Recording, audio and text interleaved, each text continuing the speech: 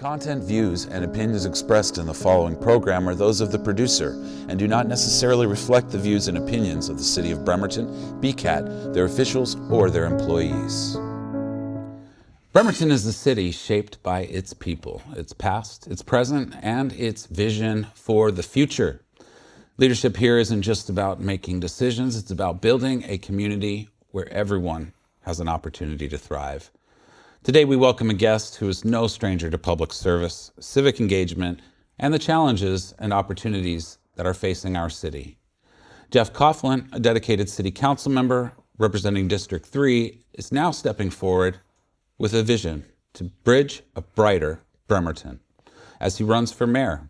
From tackling the housing crisis to strengthening public safety, from supporting small businesses to improving city infrastructure, Jeff has spent years working within our community and now aims to take that leadership to the next level.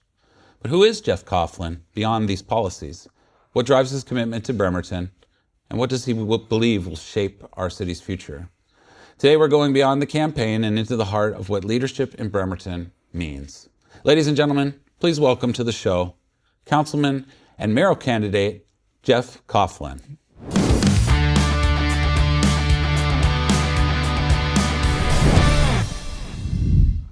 Jeff, thank you so much for being on the show today. Absolutely, Ash. Thanks for being here, and thanks for all you do on bringing local news and information to Bremerton. I thank you very much for saying that. I think, honestly, we have a very wonderful opportunity here at Afternoons with Ash to share conversations with community leaders like yourself, with the public, and really give folks a chance to know the people that are making big changes here in Bremerton and beyond. Today's show is an interesting one because we are addressing the fact that you have recently announced your mayoral candidacy for 2025 in what will probably be a pretty contentious race this year. But we wanted to have an opportunity to sit down and speak with you and let our viewers know who Jeff Coughlin was. And I say that lightly because it's really important to me that I let folks at home know that we don't necessarily endorse any political candidate, although we do endorse discourse, exchange, the freedom of information to kind of flow. But we want to do that lightly without taking away opportunities from other folks who, intend to be part of this race. And so, why don't you tell me a little bit about yourself, Jeff? You represent District 3. Yes. Where did you come from? How did you get in this mess? Yeah, it's a good question to ask myself every day. No, so I grew up to a hardworking single mom in Arizona. I was fortunate enough to go to school. I got a PhD in astronomy and had a really fun career working as an astrophysicist with NASA on a mission called Kepler. And while I was there, I got a certification in project management. I ended up being a director for the mission for a number of years. So I like to say that I am a huge nerd, but I'm a nerd who can get things done and talk to people. And so I'm in Bremerton. I've been here a long time now with my husband, Nick. He's a longtime shipyard worker. And we have a 4-year-old son, Max, that we're raising in this community. And really the reason I'm running is because I love Bremerton. I love this town, and I have never felt like I had a home and a sense of community and belonging until I got to Bremerton. And I've lived a lot of places in my life and have experience from elsewhere, but Bremerton is just unique. And I think Bremerton not only deserves better, but I think it deserves the best. And I just want this town to be the best it can be for my young son as he grows up here and forges a path of his own. I think it's really interesting that you come from Arizona, that you've had this time working on the Kepler mission, and that this has brought you to Bremerton. Your story, much like my own, echoes that of many of the residents of the Kitsap Peninsula. You come to a wonderful place like this. You begin to make it your home. What are the values that you bring to Bremerton, and what do you think are the challenges that are most important and facing us currently? Yeah, the main value is that I want to see the city be a place where everyone can live, work, and thrive. A city that really works for everybody. And I think we have to acknowledge there are some really significant challenges that this city faces. One big one is public safety. When you look at violent crime rates over the past 4 years, they have doubled in Bremerton. And you compare that to going up only 20% in the county and the state as a whole.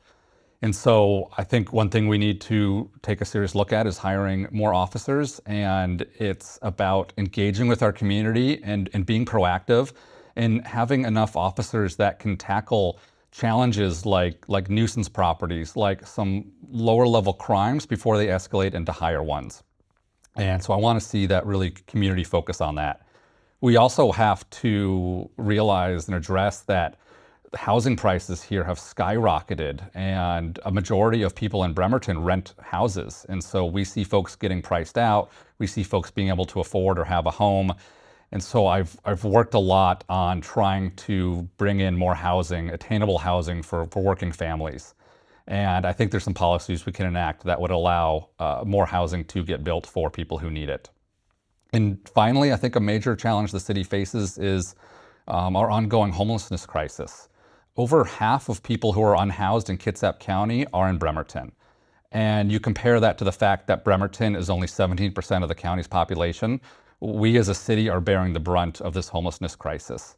And what we need to do is to continue working with our community partners, great organizations like Kitsap Community Resources, the housing authorities, Kitsap Mental Health, St. Vincent de Paul, and many others to provide a continuum of care for folks who are unhoused so that they can get the help they need.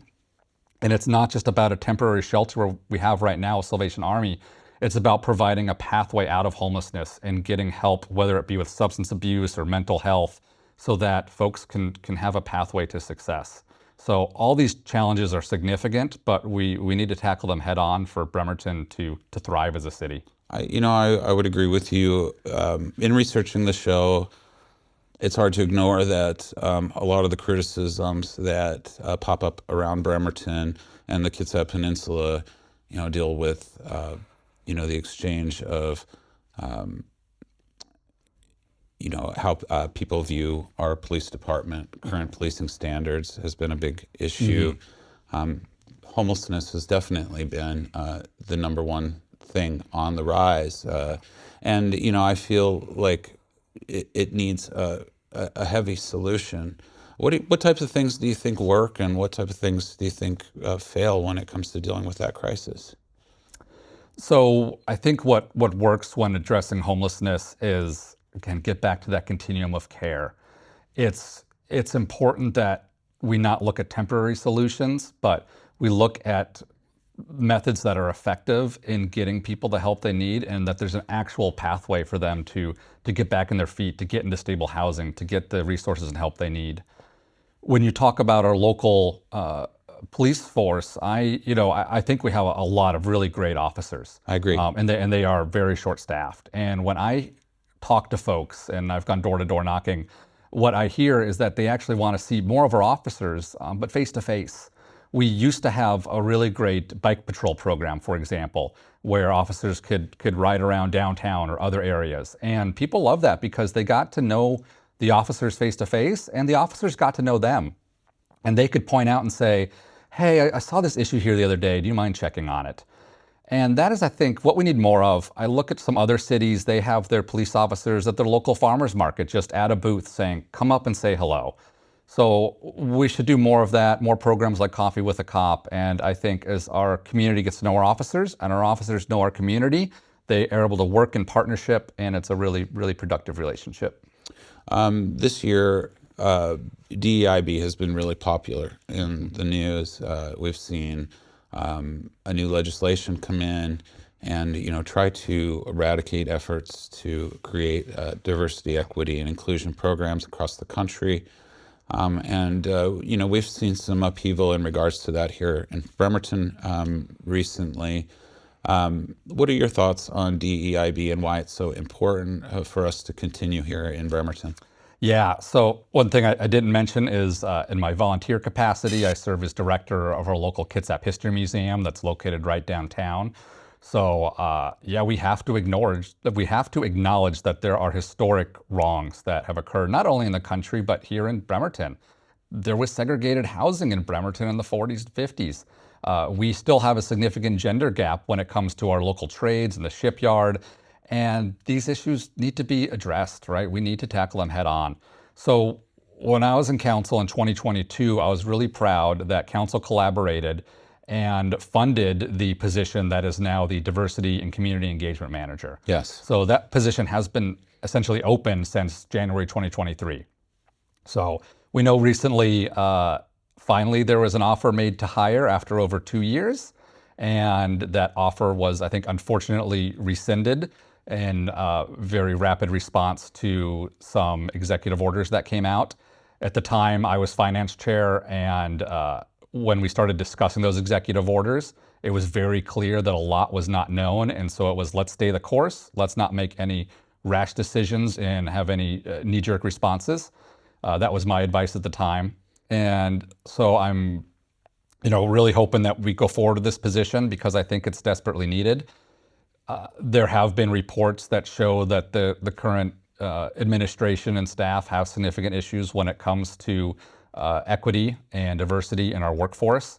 Only about 3% of the city's workforce is African American in a city that's the most diverse on the Kitsap Peninsula. So we definitely need to address that. And it's just important to make sure that everyone feels welcome in this town. We need to embrace that Bremerton is the most diverse city here. I was also really grateful to former council members like Doggs and Dennehy and Wheat that took the lead on establishing a race equity committee that was a temporary committee. And then when I was council president in 2023, one of the first things we got done was making that a permanent commission for the city and establishing it formally. And unfortunately, there's been no appointments made to that commission in the past 2 years. And I think that needs to change. One of the things that we were discussing off camera, and this is probably obvious to some folks because historically this is the case, but you are facing another Democratic challenger. We were discussing the need for civility. Mm-hmm. Why is it so important that this isn't a nasty campaign and that it runs under a civilized discourse? Oh, yeah. We should be clear, the mayor position is a nonpartisan position. And I do think it's really important that when you're in that seat, you govern as nonpartisan and represent all the people in Bremerton. But to that end, yeah, it is healthy to have productive and effective discourse, to have a difference of opinion and disagreement. And it's one reason I love serving on council, and it's why I appreciate all my fellow council members, because there is a diverse variety of backgrounds and thoughts and opinions. And when you have that healthy discourse and you hash things out, you get a better decision at the end of the day. And that is what I think is really important, is that we are hearing from everybody in community, everyone in Bremerton, that they feel free to speak up, because the more voices that you get at the table, the better decisions and outcomes you end up with. So let's talk about those voices, because this is something that I feel is very important to acknowledge. But we're not actually historically hearing all of the voices when it comes to this really important vote.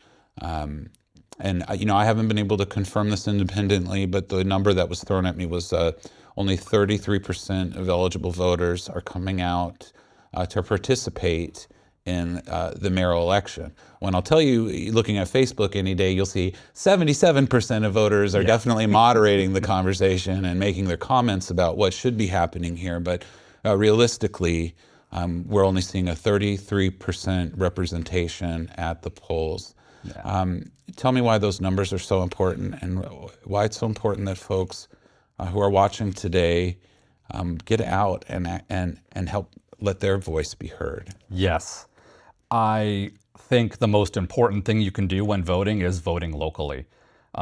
There's a lot going on right now at the national level that is out of our control in many ways, right? But what you can control is the local level, right? You can, if I'm your council representative, you can call me, we can have a conversation. And that is really important because you can affect what happens in your own backyard, in your own neighborhood. And one of the ways to do that, I think, is to show people how that matters and to genuinely engage our community in a way that shows that, yeah, your voice can have an impact. And that does happen. You know, we've had difficult issues before council, and I've been so appreciative when the room is full and we're hearing from everybody, and there is a difference of opinion in a healthy way, because again, that's how you get to the best decisions. So on council, I've tried really hard to make communication and collaboration a forethought of how I operate. One example is I was one of the first council members to really embrace using social media, and I actually worked to get a formal policy established so that we're doing it properly in compliance with, say, state law, and want to see the city embrace more of that modern technology to engage people. Because as I just said, talk about Facebook, people are online, people have opinions. We just need to find the right way to get those opinions to the city and that we get them heard. And I am also a big fan of our citizen commissions. So, you know, I served on the Planning Commission as a volunteer that helps give input onto local zoning and ordinances and growth. But we have a commission for parks that recently council really affirmed that we want to hear from these citizens in the parks commissions and what improvements they can make to our parks. We have commissions for trees in the cities, several others, and most recently I got all my fellow council members on board that this year we're going to establish a transportation commission to get a board of citizens that can weigh in on all the different transportation projects in the city. And that's what I want to see more of this great structure and framework that we're able to get all the voices to the table and getting buy-in on their own city.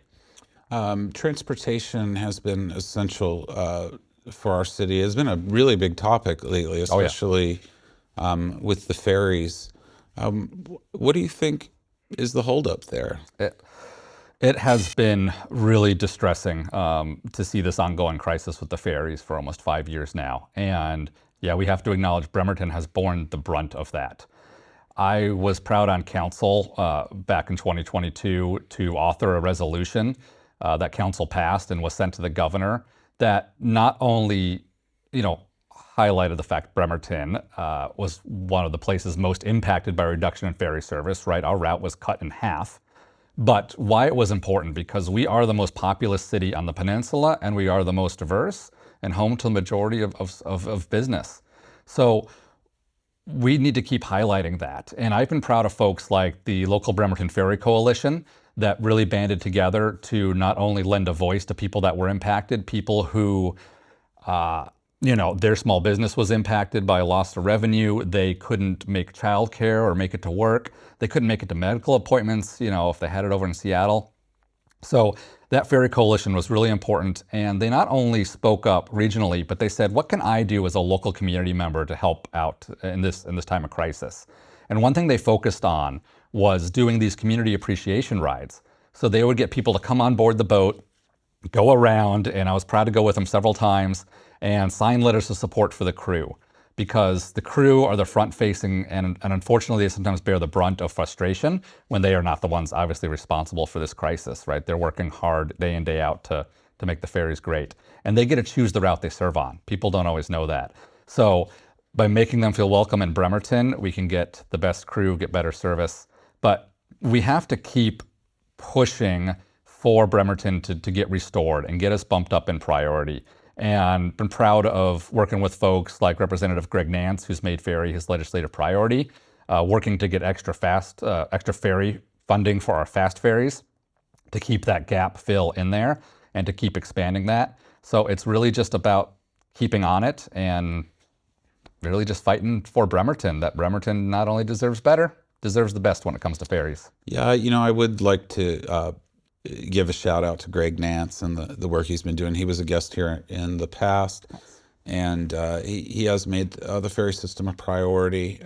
You know, I personally feel like this is one of the hallmarks of this campaign is going to be how we're going to fix this system. And and I'm guilty too of blaming the ferry captain for being late when he leaves every time I'm late. So, you know, what's going on there? But that's going to be central along with the homeless issue. And, you know, as being somebody who has dealt with the high prices here in Bremerton, you know, I really want to impart on you the importance of us being able to protect the renters. Yes. There's a huge issue with the prices of rents going up, and often in cases of owners that aren't Washington state taxpayers, folks coming in and buying real estate from other areas and then jacking up the price to the point where longtime residents of this beautiful area are now being forced out onto the streets. And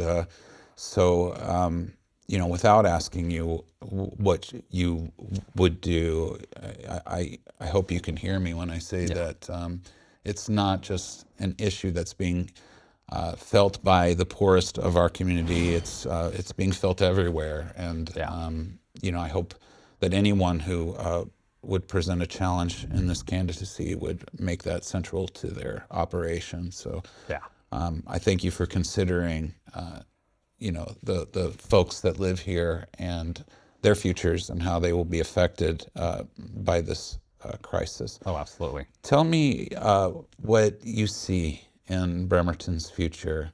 What does the future of Bremerton look like? Yeah, I go back to, I think we need to look at the past of Bremerton to figure out our future.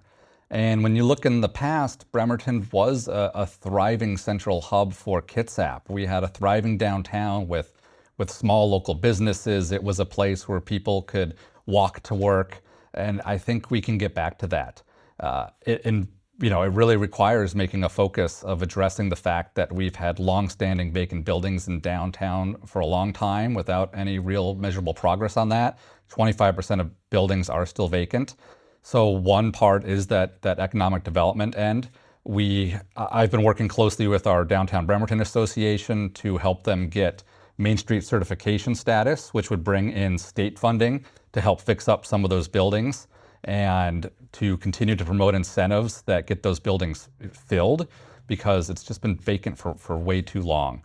And one thing I think we can really do is lean into our local amazing arts community. So not only do we have a bunch of small business owners who are invested in our community, we have a lot of local artisans. And if we embrace them, we can continue to bring in more festivals to Bremerton. We can make it a place that people want to visit, because I think when you make your city a place people want to visit, it makes your city a better place to live. And by really embracing that unique part of our culture and our history, we can bring Bremerton back to its glory days. And again, make it a place where people really want to live and work. I agree 100%. Jeff, real quick before we go, where can we find you? If we're interested in more information about the campaign, if we want to find more about Jeff Coughlin. Yeah, absolutely. So anybody watching can go to electjeffcoughlin.com. There's a website there with all about me, all about the campaign. And if folks want to get involved, take all the help we can get in making bridging a brighter Bremerton here. All right. We look forward to seeing more about you as the candidacy unfolds. And as we talked about a little earlier, I'd like to try to set up some opportunity for maybe a town hall meeting with you and anybody else who might be trying to step up to this wonderful position as mayor of our beautiful community. So thank you so much for being here. Thank you, Ash. Appreciate it. Thank you, Jeff. Yeah. Thank you for tuning in to another Afternoons with Ash Black. You can catch the episode and all past episodes of Afternoons with Ash Black on BCAT. That's Bremerton-Kitsap Access Television. It's on Comcast Channel 13 in Kitsap County and on Sound Channel 2 or 3, depending on your provider. BCAT is available through local providers like Xfinity and Astound Broadband. And for those outside the area, you can find select episodes repeated on my YouTube channel, and that's courtesy of Blackheart Media PNW.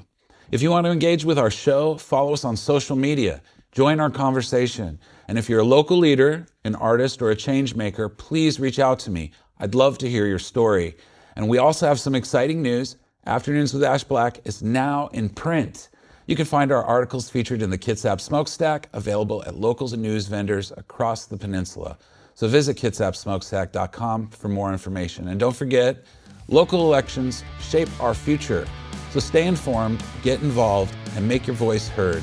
That's it for this afternoon, and until next time, keep exploring, keep questioning, and keep celebrating the stories that make your community unique. See you soon.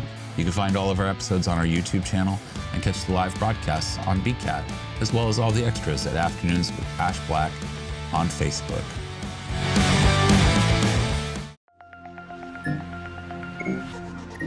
Mm-hmm.